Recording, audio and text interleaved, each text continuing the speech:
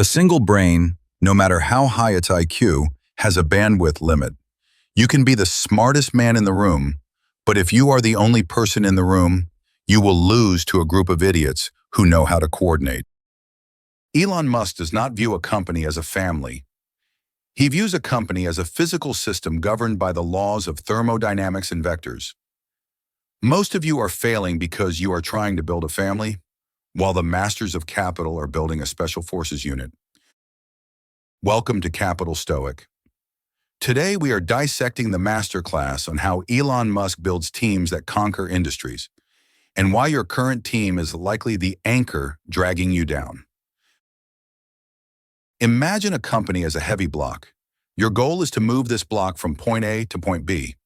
Musk explains this using simple physics. Vector alignment. Each employee is a vector. They have a magnitude, how hard they work, and a direction, where they are applying that work. In most companies, you have a PhD engineer pushing north. You have a marketing manager pushing south. You have a hesitant CEO pushing east. Everyone is working hard.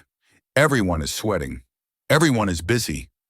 But the net progress of the block is zero. Musk's insight is terrifyingly simple. A team of B players with perfect vector alignment will destroy a team of A players with scattered alignment. Why? Because net force is what moves the needle. If you have a genius on your team who is brilliant but disagrees with the mission, they are not an asset. They are friction. In physics, friction creates heat. In business, friction creates failure. This brings us to the first Capital Stoic rule of the day. Competence is useless without alignment. Musk famously said, "If you're trying to create a company, it's like baking a cake. You have to have all the ingredients in the right proportion. But more importantly, you must remove the ingredients that spoil the taste. Stop hiring for the best resume. Start hiring for the best vector. When you interview someone, do not just ask about their skills. Ask yourself, if I put this person next to my best performer, will they speed them up or will they slow them down?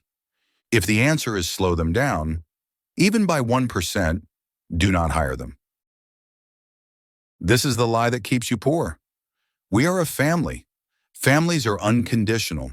You don't fire your uncle because he's bad at math. You don't fire your sister because she's late to dinner. Families accept mediocrity because love is the priority. A business is not a family. A business is a professional sports team. Elon Musk, Reed Hastings of Netflix, and Jeff Bezos all agree on this. In a sports team, we care about each other. We support each other. But if you cannot catch the ball, you are off the field. Not because we hate you, but because we want to win the championship. The Stoic leader understands that keeping an incompetent person on the team to be nice is actually an act of cruelty. Cruelty to whom? Cruelty to the high performers who have to pick up the slack. Cruelty to the mission that is being delayed.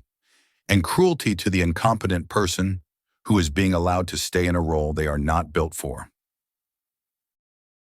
Musk is often criticized for being ruthless with his firing. When he took over X, he fired 80% of the staff. The media screamed. They called it chaos. But look at the result. The platform is still running. New features are shipping faster than ever. The fat was cut. He wasn't being mean. He was correcting the talent density. Talent density is the ratio of high performers to total employees. Musk understands that B players attract other B players. If you hire one average person, they will hire their average friends. Soon the A players, the lions, will leave. Why? Because lions do not like to hunt with sheep. It frustrates them. Remember the email Musk sent to Twitter employees at 2 a.m.? He gave them a choice. Just click yes if you want to be extremely hardcore. Long hours, high intensity. If not, take 3 months severance and leave. Most business gurus would say this is bad HR. Musk knew it was the perfect filter. He didn't want to convince people to work hard. He wanted people who couldn't help but work hard. He was filtering for the believers. In 2026, you need to apply the hardcore filter to your own circle. Look at the 5 people you work with most closely. Are they hardcore about the vision? Or are they just collecting a paycheck? If you have to beg someone to do their job, you have already lost. The right team member requires restraint, not motivation. You should have to tell them to slow down, not speed up. That is the Musk standard. Once you have the right vectors, the right people, you must give them the right code to run. Most teams run on an operating system called bureaucracy. They have meetings to plan meetings. They have forms to approve forms. They mistake activity for achievement. Elon Musk's teams run on a different OS. He calls it the algorithm. This is the exact 5-step process Musk used to build rockets cheaper than NASA and electric cars faster than GM. Step 1. Make the requirements less dumb. Whenever you are told to do something, by a boss, by a client, or by industry standard, assume the requirement is wrong. Musk says, your requirements are definitely dumb. It does not matter who gave them to you. In fact, the more intelligent the person who gave you the requirement, the more dangerous it is. Why? Because you won't question them.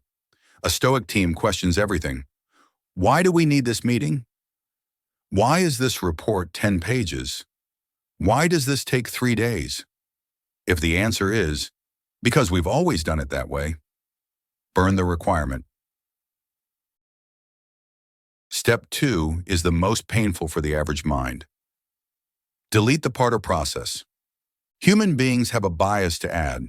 When there is a problem, we add a safety check. We add a manager. We add a rule. Musk operates by subtraction. He says, if you are not adding things back into the design at least 10% of the time, you are not deleting enough. Let that sink in. If you never have to put a process back, it means you are too conservative. You are playing it safe. In your business, what are you doing right now just to feel safe? Are you double-checking work that is never wrong? Are you maintaining a social media account that brings 0 revenue? Delete it. If you delete it and the system breaks, you can always add it back. But if you never delete it, you carry the weight of the dead forever. Step 3. Simplify or optimize. Notice the order. Most people optimize things that shouldn't exist.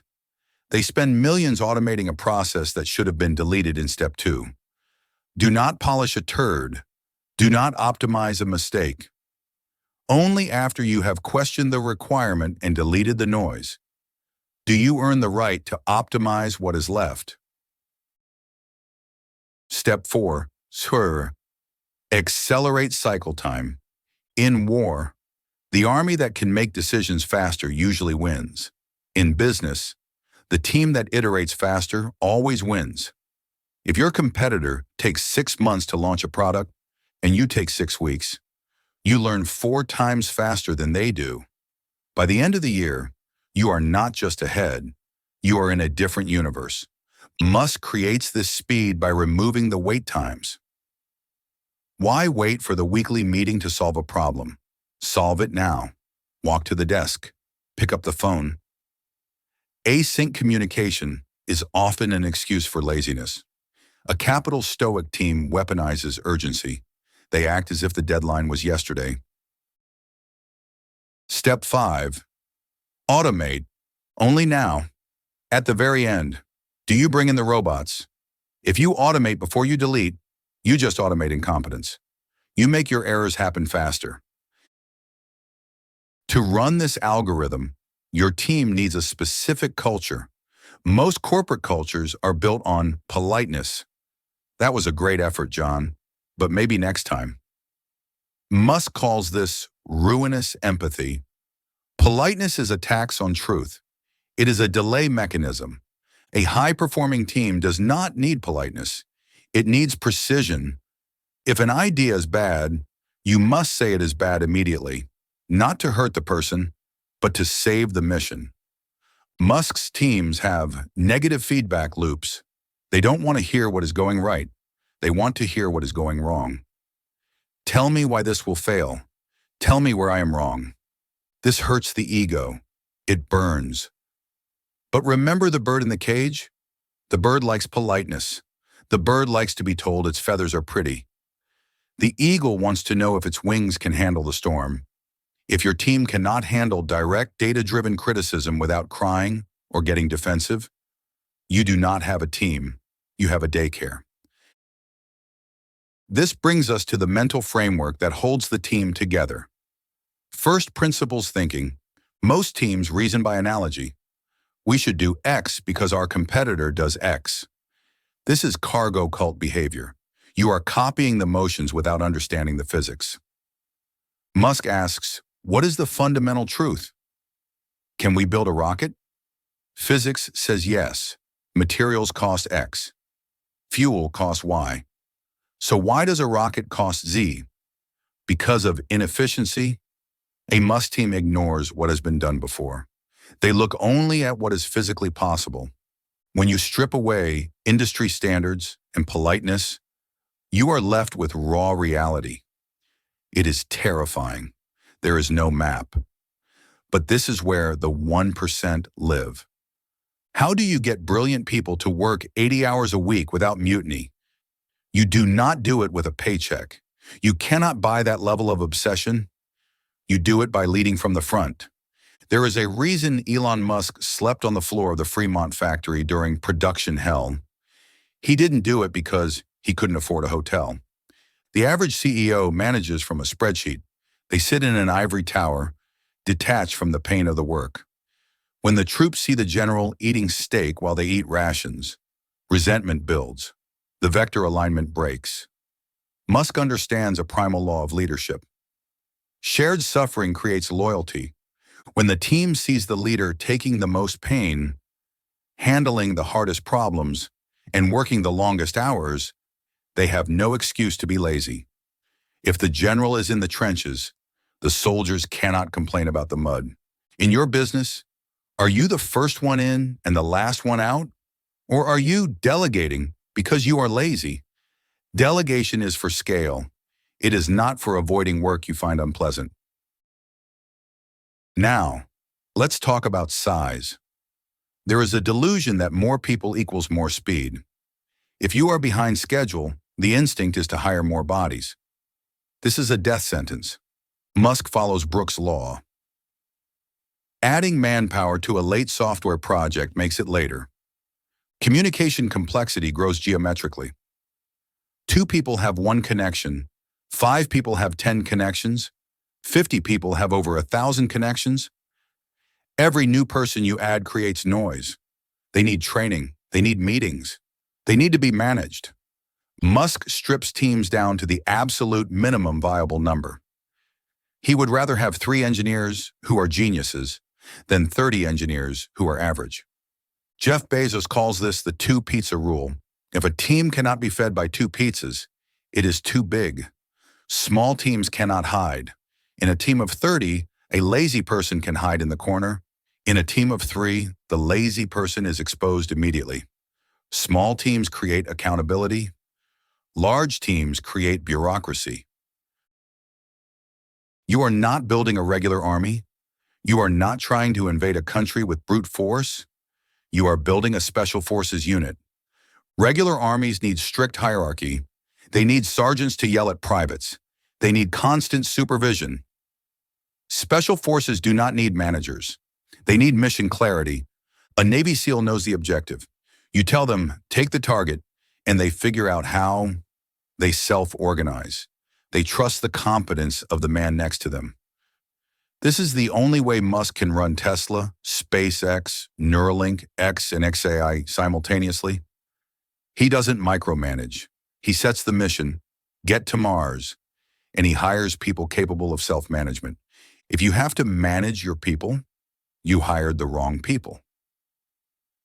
Managers are often just babysitters for adults who cannot do their jobs. In a Capital Stoic company, the manager changes from a boss to a servant. Their job is not to tell people what to do. Their job is to remove the obstacles in front of the people who know what to do. We have covered the physics of the team, the vector alignment, the algorithm of deletion, the leading from the front. But knowledge is potential energy. Execution is kinetic energy. You must now perform the audit. Look at the people holding the ropes of your life, your business partners, your employees, your friends, even your spouse. Are they vectors pointing toward your vision? Or are they friction? Are they hardcore? Or are they drifters? Do they give you energy? Or do you have to wind them up like a toy every morning? This is the hardest part of the journey. To build a Musk-level team, you must fire the people you like, but who are not aligned. You must distance yourself from friends who are comfortable in mediocrity. You must become the guardian of your own frequency. You cannot reach Mars with a heavy ship. Shed the weight, align the vectors, delete the noise. Sleep on the floor if you have to. The world is built by the unreasonable few who refuse to compromise on their team. Be unreasonable. If you are ready to build your empire, subscribe. We are not a family, we are a force. This is Capital Stoic.